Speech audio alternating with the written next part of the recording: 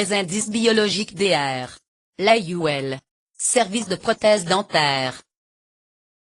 Faculté de médecine CHU Annaba. Intérêt des indices biologiques. Éléments anatomiques qui ont une influence déterminante sur la conception et la réalisation d'une prothèse amovible. Doivent être analysés systématiquement lors de l'examen clinique. Doivent être reportés par des tracés sur les modèles d'études. Classification des indices biologiques. Indice positif favorable à la bonne tenue de la prothèse. Indice négatif défavorable à la bonne tenue de la prothèse, cette dernière devant soit les éviter, soit les protéger. Zone à éviter si possible. Topographie maxillaire. Papille. Bunoïde. Frein. Raphée. Zone de Roede. Jonction vélo. Palatine. Tubérosité. Ligament pterygomaxillaire. Valeur morphologique des dents résiduelles. Importance de la morphologie coronaire de chaque dent résiduelle. Dent à indice positif, dent tulipée, galbe généreux. Dent à indice négatif, dent conique, indice positif maxillaire. Surface d'appui principale permettant le rapport de l'intrado de la prothèse avec la muqueuse. Relativement étendue au maxillaire à la mandibule. 3 éléments anatomiques remarquables. La voûte palatine. Les tubérosités. Les crêtes. 1. La voûte palatine paladure. Indice très positif caractéristique du maxillaire. Offre une surface d'appui importante pour la prothèse. Assure la sustentation de la prothèse. Concavité plus ou, importante, palais plat, palais ogival. La voûte palatine.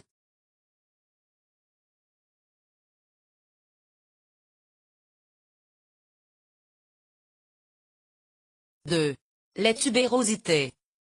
Relief osseux recouvert de fibrons muqueuses situés dans la partie distale de la crête édentée, les tubérosites. Zone stable dans le temps, participe à la sustentation et à la stabilisation de la prothèse. La prothèse doit englober complètement les tubérosités maxillaires. L'investissement de la tubérosité limite les mouvements parasites de la prothèse.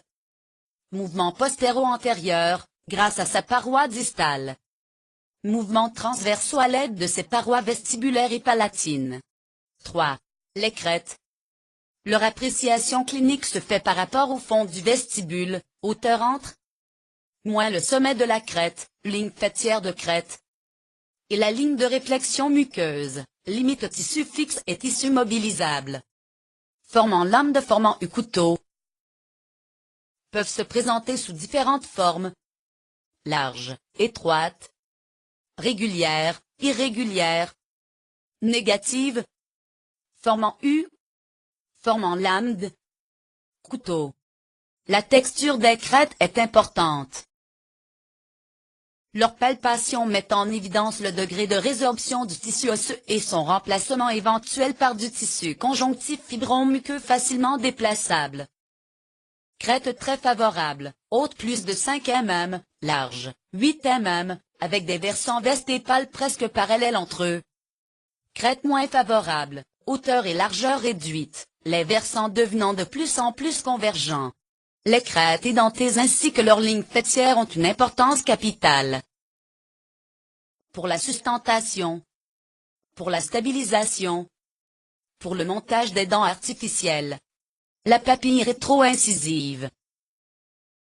Zone muqueuse qui recouvre le trou palatin antérieur par lequel passent les vaisseaux et les nerfs de cette région antérieure de la muqueuse du palais. Structure ronde située en arrière des ziques, dentées. Au sommet de la crête édentée, édentée. Quelle que soit la configuration clinique, il faut éviter de comprimer cette zone, risque d'ischémie. Soit en évitant si possible de l'investir, soit en la déchargeant. Sert de repère pour le montage des dents prothétiques, raphé médian sur la ligne médiane du palais. Indice négatif s'il est rentrant ou saillant car peut jouer le rôle d'axe de rotation et déstabiliser la prothèse. Le torus palatin. Excroissance osseuse parfois observée au centre du palais.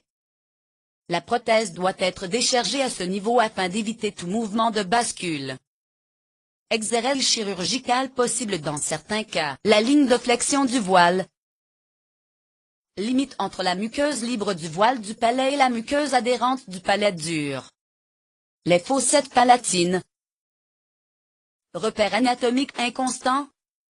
Marque la limite entre palais dur et voile du palais. Le ligament pterygomaxillaire. Lors de l'ouverture buccale, le ligament est sollicité et peut interférer avec la zone postérieure de la prothèse. La ligne de réflexion muqueuse. Limite à ne pas dépasser. Les freins, 2 freins latéraux au niveau prémolaire. Un frein médian au niveau incisif. La prothèse ne doit pas interférer avec eux sinon. Ulcération douloureuse. Déstabilisation. Si le frein s'enserre trop près de la ligne faîtière de crête, aménagement chirurgical. I.3. Les zones à éviter si possible. Indices biologiques que l'on doit éviter d'investir dans la mesure du possible. 2 structures anatomiques remarquables. Les papilles bunoïdes. Les zones muqueuses d'oroïdés. Les papilles bunoïdes. Bourrelat muqueux irrégulier situé transversalement dans la région antérieure du palais dur. Les papilles bunoïdes. I. 3.2. Les zones muqueuses d'oroïdés. Occupent l'un 3 postérieur de la voûte palatine de part et d'autre du raphet. La variation d'épaisseur de la muqueuse à ce niveau influence le degré de dépressibilité tissulaire. Topographie mandibulaire. Minence. Piriforme. Versant des crêtes. Insertion. Myloïdienne. Torus. Frein. Médian langue. Frein latéral. De la lèvre. Frein médian. De la lèvre. 1. Indice positif, indice commun avec le maxillaire. Les crêtes édentées. Le trigone rétromolaire, équivalent de la tubérosité maxillaire. Indice spécifique à la mandibule. La zone de Fish. La niche rétromolaire. Les crêtes édentées, indice commun avec le maxillaire.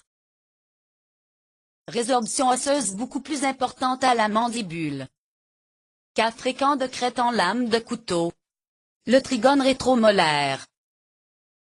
Triangle rétromolaire ou éminence piriforme. Situé à l'aplomb des dents de sagesse. Indice positif important offre un bon support à la prothèse et contribue à résister au déplacement postérieur. La zone de Fish. S'étend de la crête édentée à la ligne oblique externe, zone molaire. Zone d'appui particulièrement importante pour la prothèse dans les cas d'édentement terminaux. Participe à la sustentation de la prothèse. La niche rétromolaire. La ligne myloïdienne. Plus cette ligne est basse, plus la hauteur exploitable de la crête augmente. Indice positif. La niche rétromolaire. Zone muqueuse située sous la ligne oblique interne en regard de la zone molaire.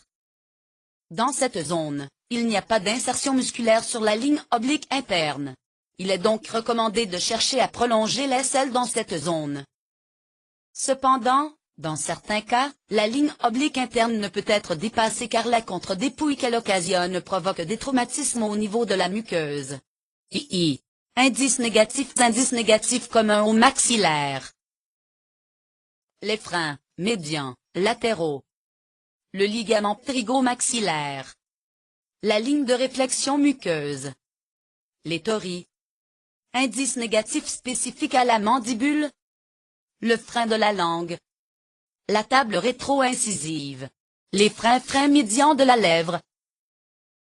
Au niveau des incisives centrales. Freins latéraux. Au niveau des canines, prémolaires. Mêmes indications d'aménagement chirurgical quand les insertions frénales sont situées trop près de la ligne faîtière de crête. Le ligament pterygomaxillaire. Ligament pterygomandibulaire. s'insère en arrière de la tubérosité au maxillaire et en arrière du trigone à la mandibule. Lors de l'ouverture buccale, le ligament est sollicité et peut interférer avec la zone postérieure de la prothèse. La ligne de réflexion muqueuse. Deux lignes de réflexion muqueuse délimitent l'investissement prothétique à la mandibule.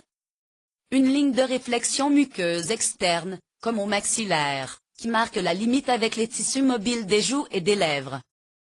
Une ligne de réflexion muqueuse interne qui marque la limite avec les tissus mobiles du plancher. Les torimes mandibulaires. Exostoses inconstantes siégeant au niveau de la table interne en regard des prémolaires. Doivent être soit éliminés chirurgicalement, soit évités par la prothèse. Le frein de la langue. La prothèse doit laisser toute liberté physiologique à cet élément anatomique. Très difficile d'intervenir chirurgicalement dans cette zone. Le frein de la langue peut être en position basse ou haute, de forme réduite ou large.